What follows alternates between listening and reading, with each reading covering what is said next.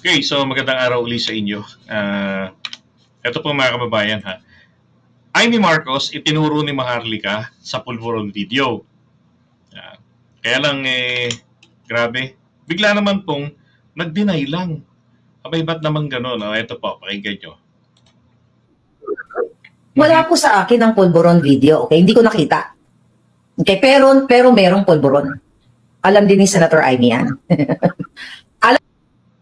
Kakano tumawa, nakakainis ano? Alam niya yan, alright? But ako, gusto ko maging tapat sa inyo dahil hindi ko nakita yung Pulveron video. Actually, may nag-ano sa akin yan, may nag-umausap sa akin tungkol dyan, na i-release yan. Okay, na-i-release yan. Pero ang tanong, ni-release mo ba? Diba? Hindi niya ni-release. Anong petsa na? Wala pa rin. Ito naman, hindi ko alam kung totoo yung Pulveron video or whatsoever. Pero, yan na, hindi na nila alam ngayon. My God. if ever na lumabas siya, ano sa tingin nyo, Kuya Miko, Direk, at saka Sas, yung magiging consequence niyan? Kung sakaling may lumabas. Ako coming from the production industry, it can easily be said na with their stupid echo band, no. Ako Ibig sabihin po yung mga supporters, mga vloggers, yan yung mga magtatanggol. No, pagka napanood raw po yung Pulveron video, aatakihin yung Pulveron video. Ito raw po yung sasabihin. Kaya totoo yan, kay hindi. They can easily say na it's number one, AI. Secondly, alam mo yun, Excuse.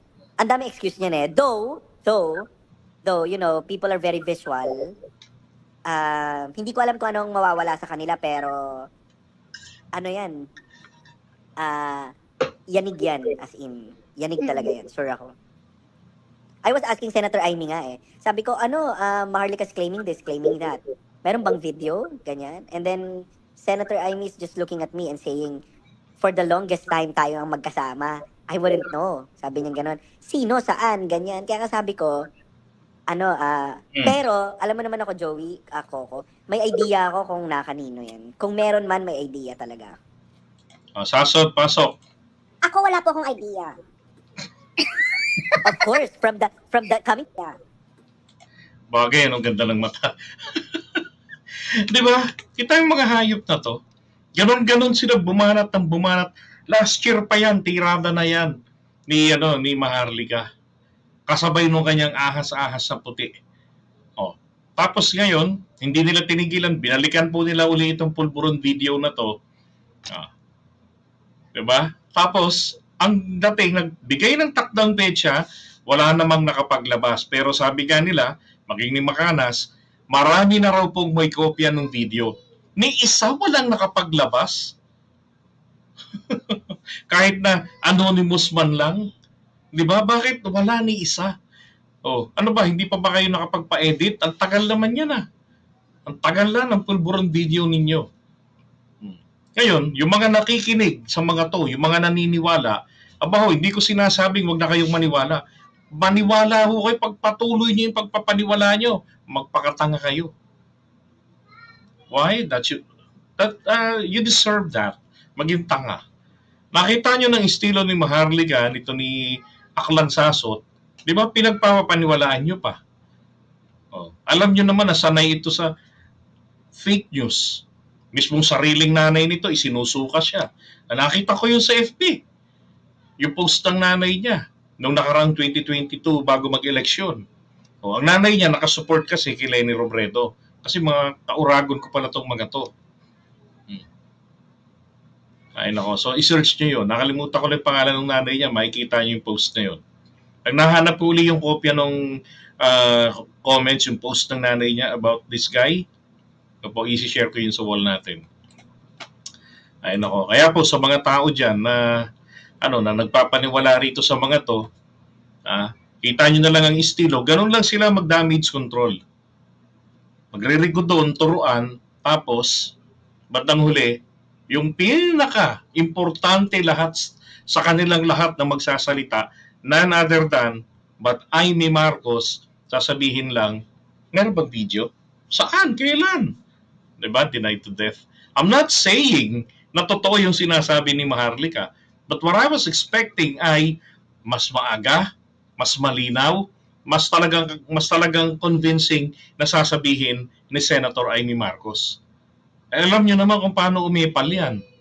'Di ba? Sa mga bagay-bagay. Tapos dito, ganun lang. This is very damaging. Tama naman si Direk Daryl Yap eh.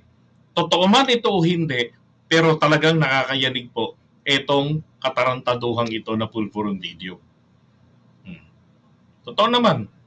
Kasi merong mga tao na narinig nila yung sinasabi po na first impression lasts. Pinaninindigan na nila yun kahit na ito ay na-debunk na. Maski naman si Bacanas eh.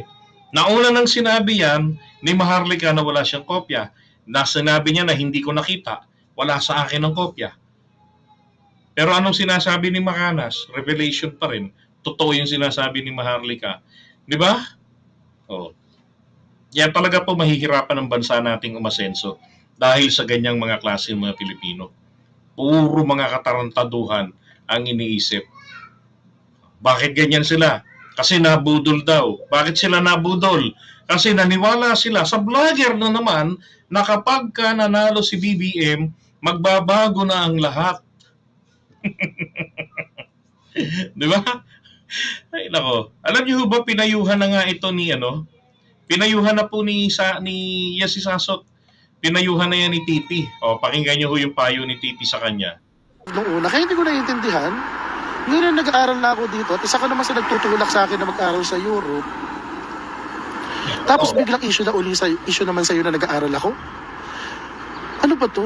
Girl, alam mo, kailangan mo magpatingin sa doktor. Sas. You need professional help. Hindi ko alam kung ano yan, kung ano ba, paranoid schizophrenia na prone to delusions? O bipolar ka ba? Ano ba? Bakla, kailangan mo magpatingin. Hindi ako galit kasi nakamove on na ako eh. Nag-aalala ako para sa'yo. Alam mo, alang-alang sa pinagsamahan natin. Magpatingin ka, bakla. Magpatingin ka. Kasi malala na yan. Magpatingin ka sa doktor, sa ano ba, psychologist ba, psychiatrist. Hindi ko alam yung pinagkaiba ng dalawa na yun eh. Basta sa dalawa. Yung gano'n. Patingin ka doon. Lalo na, at ikaw mismo, nagsasabi publicly na it runs in the family. Ay, grabe. Na yung, di ba, na-asylum yung isang kapatid mo kamo, sinabi mo publicly.